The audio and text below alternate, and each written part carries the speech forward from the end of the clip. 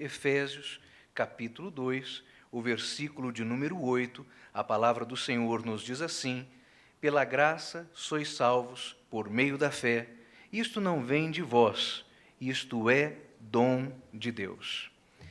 Quando eu era pequeno ainda, eu me recordo que nos cultos domésticos feitos em casa por meu pai, ou nos fragmentos de oração e pregações e estudos, porque era pequeno, não os guardava todos, mas nestas lembranças que me vão, eu me recordo de haver escutado diversas vezes o nome do monge agostiniano Martinho Lutero. E eu me recordo também de um sentimento um tanto estranho, talvez estranho a você e estranho a mim, porque hoje não somos mais crianças, mas quando eu era criança, falava como criança e pensava como criança. E como criança, eu agasalhei em meu coração um sentimento estranho quando descobri que Martinho Lutero havia sido crente e vivido antes dos meus particulares heróis da fé, Gunnar Wingren e Daniel Berg. Eu, na minha infantilidade, e por que não dizer infantilidade pentecostal, porque fui criado, nascido nas Assembleias de Deus, imaginava inocentemente que Gunnar Wingren e Daniel Berg, os missionários dos quais eu tomo nome e sobrenome, por isso me chamo Gunnar Berg, eram os primeiros crentes de verdade desde a igreja primitiva. Era a minha imaginação. Mas quando eu soube que Martinho Lutero vivera 394 anos antes, ali na cidade de Wittenberg, fixando nas portas da igreja do castelo de Wittenberg as suas 95 teses, o meu coração decepcionou-se, iluminou-se e animou-se. Como poderia um coração conjugar três sentimentos tão diferentes? Só coração de quem é criança. Mas por que teria sido este meu sentimento tão confuso? Bom, primeiro a decepção. E eu já lhes disse, porque acreditava eu que Daniel Berg e Gunnar Wingren eram os primeiros crentes desde o apóstolo Paulo. Eu imaginava na minha cabeça infantil que quando o livro de Atos foi encerrado, acabou a igreja e ela voltou com os missionários suecos que fundaram as Assembleias de Deus no Brasil. Mas o momento de decepção veio logo a ser substituído por um sentimento de acalento, de iluminação, porque quando descobri que a reforma protestante acontecera 394 anos antes da fundação das Assembleias de Deus, e vão-se aí 101 anos, por isso completamos agora 495 anos de reforma protestante. Quando vi isso, a minha fé infantil ganhou profundidades de raízes que eu não poderia conjugar sozinho. Eu descobri que a Igreja do Senhor era muito maior do que a minha denominação. Eu descobri que a Igreja do Senhor é maior do que os tempos, é maior do que as eras, que a Igreja do Senhor tem o mesmo tamanho que o Senhor da Igreja. E assim eu cheguei ao terceiro tipo de sentimento que estava conjugado no meu coração, sentimento de renovo, porque foi quando eu notei que a igreja é muito maior do que uma denominação, que eu percebi que a igreja do Senhor existe e se sustenta, não pela ação dos homens, mas pela atuação do Espírito Santo nos homens que se colocam à disposição dele. Foi o caso de Lutero, de Zwinglio, de Calvino. Foi o caso, talvez até, de Erasmo, com alguma licença aqui, porque ele não pode ser contado como reformador, mas muitos de seus escritos cooperaram e inspiraram, e talvez o seu trabalho de tradução bíblica seja tão importante para nós quanto foram outros tantos. Mas era assim que eu me sentia com relação à reforma protestante e a Martinho Lutero. Mas eu era menino, falava como menino, eu pensava como menino. Mas aí, logo que vinha a ser grande, comecei a entender algumas coisas sobre a reforma protestante. Nas minhas primeiras impressões de criança, Daniel Berg era o primeiro verdadeiro crente junto com Wingren, depois do apóstolo Paulo. Mas Daniel Berg só podia transitar entre estradas e estrados, entre trilhas e trilhos. Ele só poderia andar pelas vielas e pelas cidades, trazendo consigo uma maleta repleta de Bíblias, porque da Reforma Protestante nós herdamos mais do que tudo o amor e o acesso à Bíblia Sagrada, à Palavra de Deus. Pensando na Reforma Protestante, já não mais como menino, não digo como homem pronto, mas como alguém que se tenta fazer, se tenta construir, vem-me à mente, então, a fala de Jerônimo, que, segundo se diz, disse certa feita que, ao ler os escritos do apóstolo Paulo, ouvia sons de trovão. E aí penso eu, quais seriam os sons que nós herdamos da Reforma Protestante? Talvez você imaginasse, foi o que primeiro imaginei, os ruídos do próprio Lutero, as portas da igreja do castelo de Wittenberg, fixando ali, com firmes taxas, as suas 95 teses. Mas o som daquelas batidas na porta, para fixar as suas taxas, passou, desvaneceu.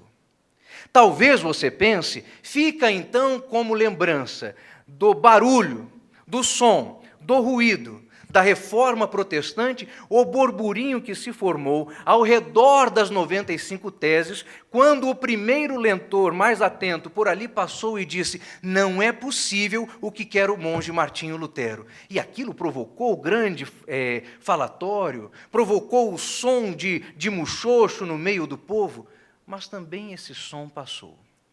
Se afinarmos os nossos ouvidos, talvez poderíamos concluir que o som da Reforma Protestante fosse o elegante barulho da pena de Lutero, espalhando cuidadosamente a tinta sobre o papel para escrever as suas teses.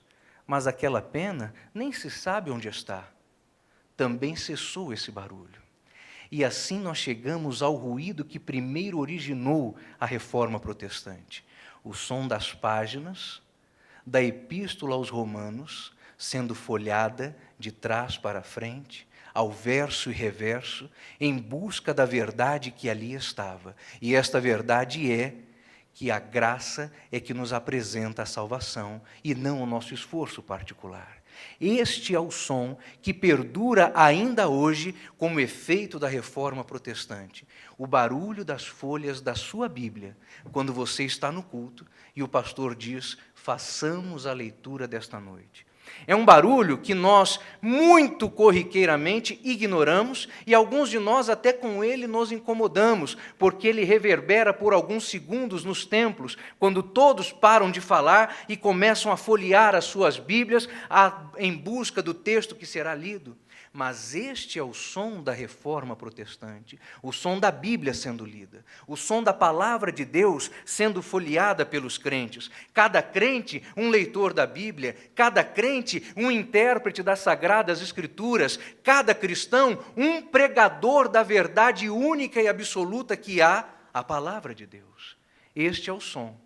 Talvez você não tenha afinação o suficiente para cantar a trilha sonora da Reforma Protestante, que com justiça é o hino Castelo Forte, mas você tem habilidade suficiente para folhear as Sagradas Escrituras e fazer reverberar, quase 500 anos depois, o mesmo som que estava no gabinete de Lutero, quando ele mexia na Epístola de Paulo aos Romanos, em busca da verdade e do entendimento pela graça.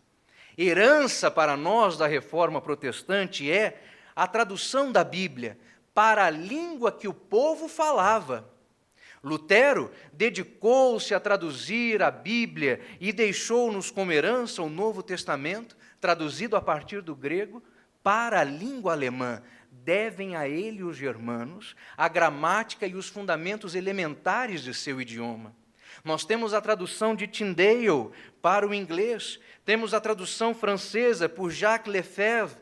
Nós temos tantas línguas que foram beneficiadas, e por que falar das que estão longe? Podemos mencionar a nossa própria. Abençoado seja João Ferreira de Almeida, que da Holanda traduziu para o português a Bíblia que você e eu folhearemos esta noite antes de conciliarmos o sono.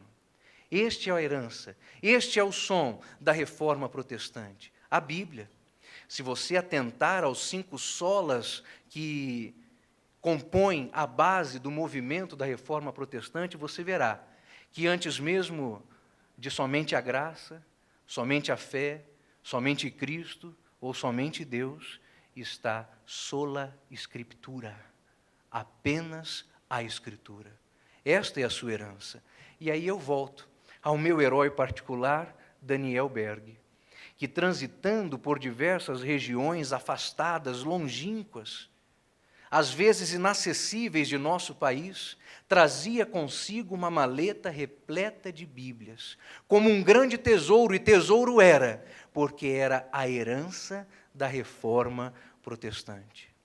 Quando eu era menino, eu não sabia ler as Sagradas Escrituras, mas desde pequeno eu aprendi a valorizar as Escrituras Sagradas. Não porque elas me foram dadas por Lutero, mas porque Deus usou Lutero para que eu mesmo em minha própria língua pudesse aprender que no princípio criou Deus os céus e a terra, e chegar ao Apocalipse e convencer-me de que Ele é o Alfa e o Ômega, o princípio e o fim, o primeiro e o último, aquele que era, que é e que há de ser, o Deus Todo-Poderoso, e encerrar a leitura anual da Bíblia com o último versículo das Sagradas Escrituras, não como me despedindo dela, mas dizendo a este versículo: eu te vejo de novo daqui a 1 ano, quando mais uma vez eu concluir a leitura deste texto sagrado. Eis a herança da reforma protestante. A igreja permaneceria, não digo a igreja, sua instituição, mas a igreja corpo místico de Cristo.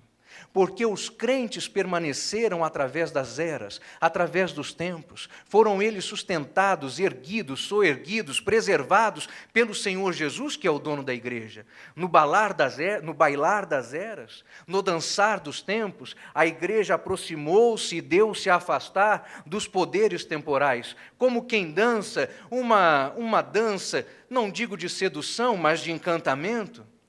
Mas mesmo próxima ou distante dos poderes temporais, a igreja é sustentada somente pelo Senhor Jesus Cristo.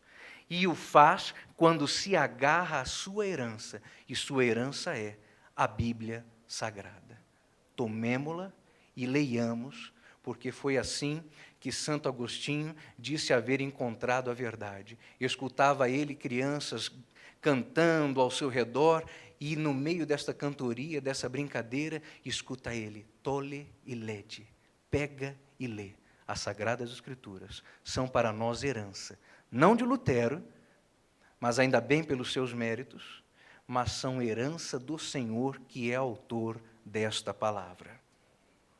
Se nós voltássemos os olhos agora, e aqui já concluo o meu pensamento, a África, nós veríamos ali, de acordo com o nosso estereótipo, os tribais se aproximando para o culto feito por missionários em suas regiões, com a sua efusividade, com a sua alegria, lendo a Bíblia no seu idioma.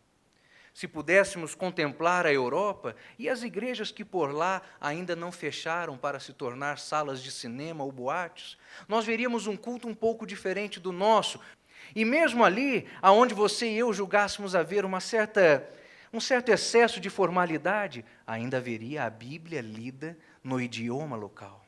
E se você chega para visitar qualquer igreja no Brasil, do extremo sul ou a mais longínqua cidade do norte, você verá brasileiros lendo a palavra de Deus em língua portuguesa.